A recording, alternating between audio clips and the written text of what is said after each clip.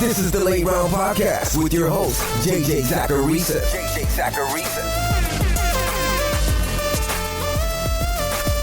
What's up, everyone? It's JJ Zacharisa, the editor-in-chief at FanDuel and at NumberFire.com, and this is episode 196 of the Late Round Podcast, one of the many shows that are part of the NumberFire Podcast Network.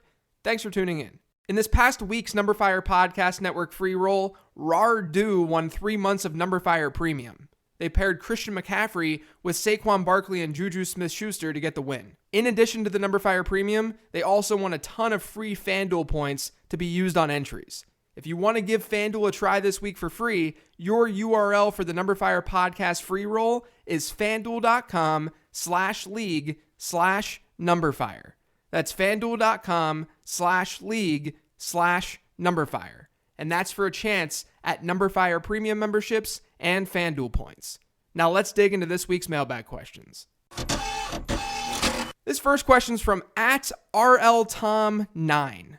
Love the show, JJ. Thanks. Quick question here. How confident can we be with James White with Rex Burkhead returning? So I've talked about James White a few times this season on this show, whether it be my mailbag show or the 15 transactions one. And he's made me look sort of dumb at times because throughout the season, I kept screaming touchdown regression, and then he just kept scoring touchdowns. And this is coming from someone who openly liked throwing darts at that New England backfield entering the year. He was someone that I actually talked about in my Spotting a Breakout Running Back article that I wrote this offseason on NumberFire. But I think we've got to realize two things with James White. First, even with a healthy backfield, he was a clear bargain back in August. Even if Sony Michel and Rex Burkhead were healthy all season long, I'm a firm believer that James White would still have posted RB2 numbers. Things did sort of fall into place for him though. And that's the second thing that I think that we've all got to realize.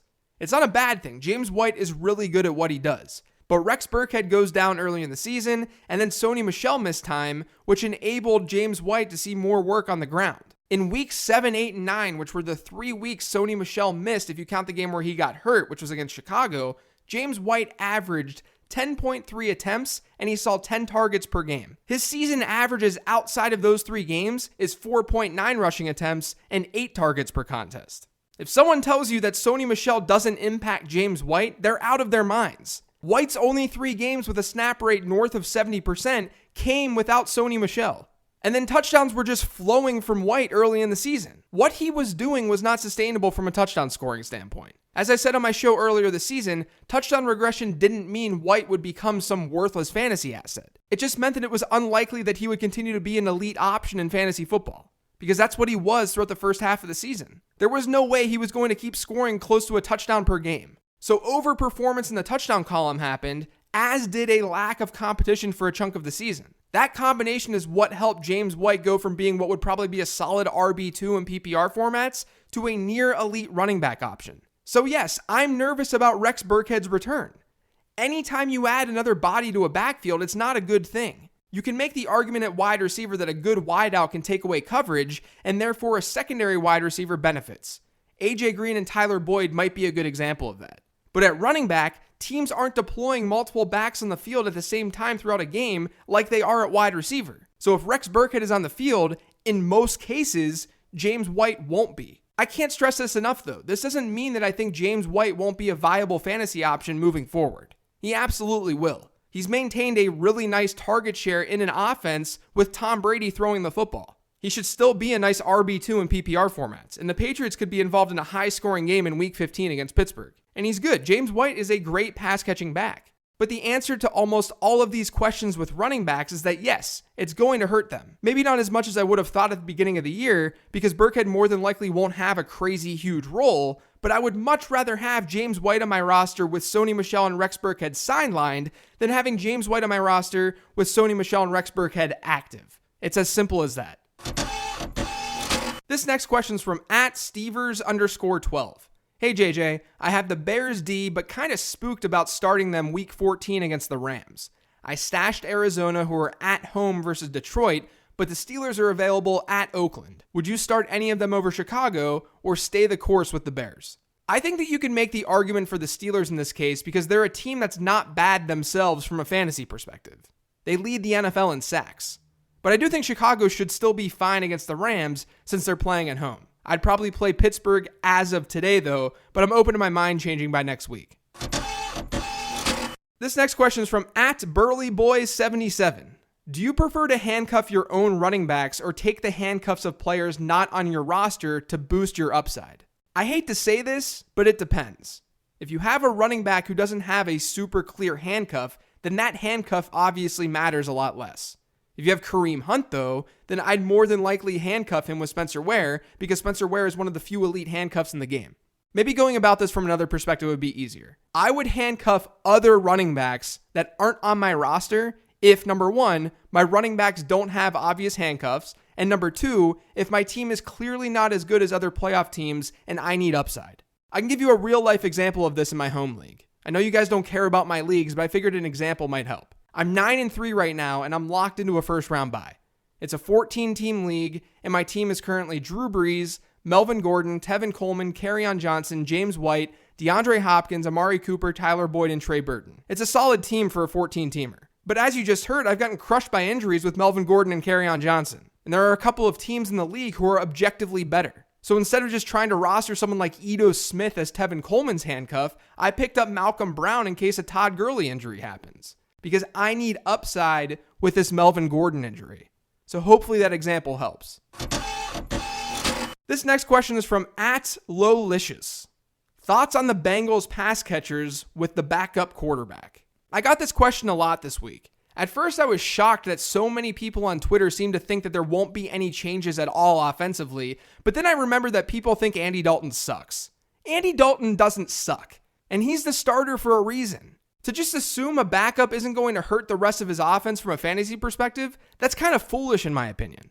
Is there a chance that Jeff Driscoll plays better down the stretch? Sure. Of course there is. He also brings an interesting rushing component that Dalton doesn't necessarily have. So there's still reason to believe the offense can function as a decent one. I just think the smartest, most logical thing is to downgrade Bengals pass catchers with the move at least a little bit. This next question is from @CrosbySpencer1. A number of the young wide receivers have fallen off recently. Situations, schedules, skills, etc. Who are the ones worth rostering now and with an eye towards 14 through 16? Thanks. I'm not sure what wide receivers you're specifically referring to here, but when I saw the question, I immediately thought about Courtland Sutton. I talked about him in my 15 transactions column and podcast this week, but Denver doesn't have a tough matchup left on their schedule through the fantasy football season. And while Sutton hasn't been good at all without Demaryius Thomas, the talent is there. So he's someone that I would still hold on to or look to add on the waiver wire depending on availability. This next question is from @DarkKnight_FF. Need opinions. Should each team be able to decide who to play to determine their playoff matchups? And then this person lists A, teams can sit players, or B, teams must play full offense lineup. Okay, so I've seen this topic on Twitter a lot over the last week or two, and I think I might have a contrarian opinion on it that might make people mad. I think it's totally fine if you want to bench your lineup in order to help a worse team make the playoffs, as long as your rules don't say anything against it. I'm basically someone who thinks you should be able to do anything within the rules of your league. If you want to trade with a non-playoff team before the trade deadline, then do it if the rules allow you to. If you want to bench your roster because you're locked into the 1 seed and you want to see a worse team in your eyes make the playoffs, go for it. Hopefully you don't believe in karma though. But your league should find rules for these sort of things. Whether it's just telling teams that they can't do it, or just providing some sort of incentive for teams to play the season through. Your commissioner needs to step up and create some rules to help these situations. This next question is from @RejectedPapers. Can you talk a bit about playing your quarterback versus your defense? For example, Rodgers versus Chicago in Week 15. Is it better to stream defense and quarterback, or just hope the defense recovers fumbles for touchdowns and nothing else?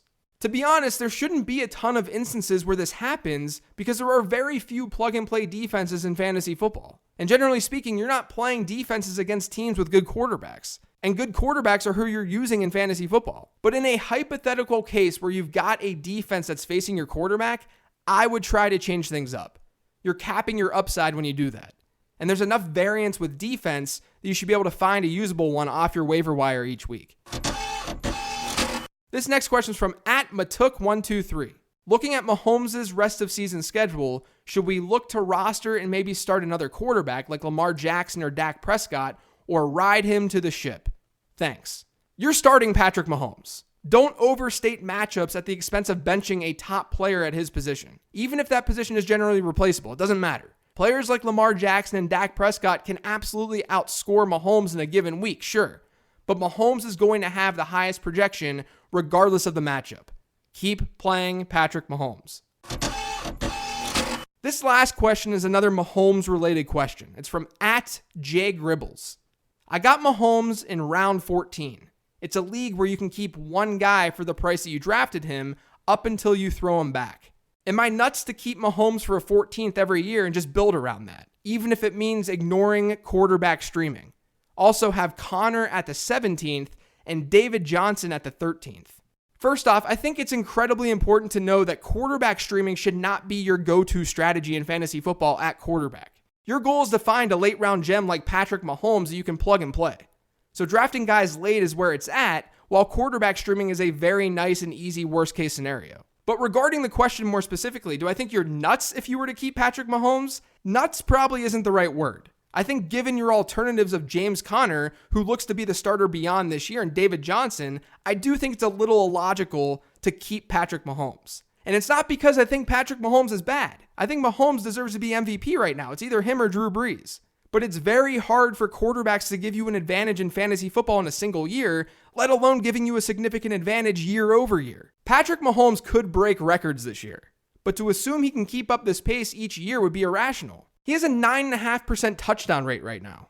Touchdown rate being touchdowns divided by attempts. If the season ended today, that'd be the second highest rate all time among quarterbacks with 200 or more attempts in a season. Peyton Manning's 2004 is the top rated one. And I've done research on touchdown rates in the past. They regress. They don't necessarily regress to league average because good quarterbacks will generally have higher touchdown rates, but a 9.5% rate is most definitely going to regress. That means Mahomes is unlikely to be this elite of a fantasy quarterback next year. And considering that we know that top running backs will give you a significant edge each year, Johnson and Connor are both more than likely going to be better options as keepers next season. That's going to do it for today's show, though. Thanks to everyone for listening. If you've yet to subscribe to the Late Round Podcast, make sure you are by searching for it on iTunes, SoundCloud, Google Play, TuneIn, Stitcher, and Spotify. And as always, if you're on iTunes, please leave me a rating and review. And you can follow me on Twitter @LateRoundQB. Thanks, everyone. Good luck in Week 13, and enjoy your weekend.